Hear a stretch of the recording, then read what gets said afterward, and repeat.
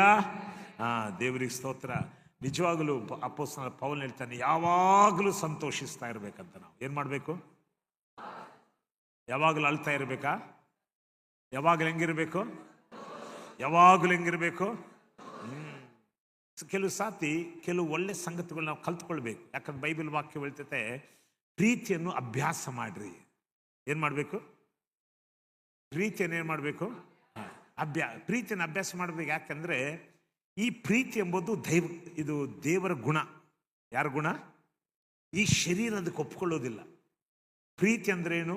ಅವರು ನಮ್ಮನ್ನು, ಬೈಬಲ್ ಒಬ್ಬ ಸೇವಕರು ಹೇಳ್ತಾರೆ, ಪ್ರೀತಿ ಅಂದ್ರೆ ವಿಲ್ಲಿಂಗ್ ಟು ಬಿ ಹರ್ಟ್ ಅಂತೆ. ಅಂದ್ರೆ ಅರ್ಥ ಏನು? ನಿನ್ನನ್ನು ನೋಯಿಸ್ತಾರಲ್ಲ, ನೋಯಿಸುವಾಗ ಆ ಪ್ರೀತಿ ಚೇಂಜ್ ಆಗಬಾರ್ದು.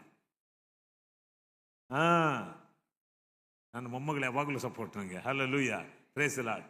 ಏನು ವಿಲ್ಲಿಂಗ್ ಟು ಬಿ ಹರ್ಟ್ ಅಂದ್ರೆ ನೀನು ಬಾಧೆ ಹೊಂದಲಿಕ್ಕೆ ರೆಡಿ ಇರಬೇಕು. ಕೆಲವರಿಗೆ ಪ್ರೀತಿಸ್ತಾರೆ ಅಂದ್ರೆ ಅರ್ಥ ಏನಂದ್ರೆ ಅವರ ಮೂಲಕ ನಮಗೆ ಬಾಧನೇ ಆಗೋದಿಲ್ಲ. ಅವ್ರ ಮೂಲಕ ನಮಗೆ ಏನಾಗಬಾರ್ದು? ಬಾಧನೇ ಆಗಬಾರ್ದು. ಬಾಧೆ ಆದರೆ ನಾವು ಬಾಧೆ ಕೊಟ್ಟು ಬಿಡ್ತೀವಿ. ಅದು ಪ್ರೀತಿ ಅಲ್ಲ. Hello, praise the Lord. Yesu ಸ್ವಾಮಿಗೆ ನಾವು ಬಾಧೆ ಕೊಟ್ಟೆವು, ಆದ್ರೆ ಆತನ ಏನ್ ಮಾಡಿದ? ಆತನ ಬದಲಾಗಿ ಬಿಟ್ನಾ? ಇಲ್ಲ. ಸೊ ಅದು ನಿಜವಾದ ಅದ್ಭುತವಾದ ದೇವರ ಗುಣ. ಹಲ್ಲೆಲೂಯಾ. ಅದಕ್ಕೆ ನಾವು ಯಾವಾಗಲೂ ತಿಳ್ಕೊಳ್ಬೇಕು ಏನಂದ್ರೆ, ಯಾವಾಗಲೂ ನಾವು ಈ ಪ್ರೀತಿಯನ್ನಂತೆ ಅಭ್ಯಾಸ ಮಾಡಿಕೊಳ್ಳದೆ ಬರೋದಿಲ್ಲ. ಏನಾದರೂ ತಕ್ಷಣ ರಿಯಾಕ್ಷನ್ ಆಯ್ತು, ಆ ತಕ್ಷಣ ನಮ್ಮ ರಿಯಾಕ್ಷನ್ ಹೆಂಗಿರ್ತದೆ? ಆಗ ಅಭ್ಯಾಸ ನಾನು ಅವ್ರಂಗ ಮಾಡಿದ್ರು. ದೇವರ ವಾಕ್ಯ ಬೀಳ್ತತೆ, ನಾನು ಪ್ರೀತಿಸಬೇಕು, ನಾನು ಪವಿತ್ರಾತ್ಮನು ನನ್ನಲ್ಲಿದ್ದಾನೆ, ನಾನು ದ್ವೇಷ ಮಾಡಲಿಕ್ಕೆ ನನಗೆ ಇಷ್ಟ ಇಲ್ಲ, ನಮ್ಮ ಪ್ರಿಯ ಸೋದರ ಮನಸ್ಸಾರ ಆಶೀರ್ವದಿಸ್ತೇನೆ. ಆಮೇನ್. ಆಗಲ್ಲ ಸ್ವಾಮಿ, ಅವರು ನನಗೆ ಮಾಡಿದ್ದು ನಿಂಗೆ ಗೊತ್ತುಂಟಲ್ಲ, ಅವರಿಗೆ ತೋರಿಸಿಕೊಡು ಸ್ವಾಮಿ. ಆ ಪ್ರಾರ್ಥನೆ ದೇವ್ರ ಕಿವಿ ಕೇಳಲ್ಲ. Praise the Lord. ಏನ್ ಮಾಡೋದಿಲ್ಲ. ಕೆಲವು ಸಾತಿ ದೇವ್ರು ಏನ್ ಅನ್ಕೊಂಡಿದ್ದೀರಿ ನೀವು? ಪ್ರಾರ್ಥನೆ ಅಂದ್ರೆ ಮಾಟ ಮಂತ್ರ ಮಾಡೋದಾ? ಇವ್ರಿಗೆ ಏನಾದ್ರೂ ನೋವಾದ್ರೆ ಸಾಕು, ಮೊಣಕಾಲು ಹಾಕಿ, ಸ್ವಾಮಿ ನಾನು ನಿನ್ನ ಮಗನಲ್ಲವಾ, ಅವ್ರು ಹಿಂಗಂದ್ರಲ್ಲ, ಸುಮ್ಮನೆ ಬಿಡ್ತೀಯಾ? ಅವರು ನನಗೆ ಇಷ್ಟು ಮಾಡಿದ್ರು, ಅವ್ರಿಗೆ ಯಾಕೆ ಸ್ವಾಮಿ ಅಷ್ಟು ಕೊಟ್ಟಿ ಅಂತ ಹೇಳ್ತೀವಿ. ಅದೇ ಪ್ರೀತಿ ಏನ್ ಮಾಡ್ತದೆ? ಕ್ಷಮಿಸ್ತದೆ. ಹಲ್ಲೆಲೂಯಾ. ಯೋಸೇಫನಿಗೆ ಅಣ್ಣಂದರೆಲ್ಲ ಮೋಸ ಮಾಡಿದ್ರು. ಮೋಸ ಮಾಡಿದ ಮೇಲೆ ಯೋಸೇಫನ ಕೈಯಲ್ಲಿ ಸಿಕ್ಕಿಬಿದ್ರು. ಯಾರು? ಅಣ್ಣಂದ್ರು, ಹೌದಲ್ವಾ? ಆದ್ರೆ ಯೋಸೇಫನಿಗೆ ಗೊತ್ತಾಯ್ತು ತನ್ನ ಅಣ್ಣಂದ್ರ ಅಂತೇಳಿ. ಅಮ್ಮ ರೈ, ಅವತ್ತು ನನಗೆ ಈಗ ಮಾಡಿದ್ರಲ್ಲ ನೋಡಿ, ಈಗ ನನ್ನ ಟೈಮ್ ಬಂತು, ನಾನು ತೋರಿಸ್ತೇನೆ ಅಂತ ಹೇಳಿದ್ನ.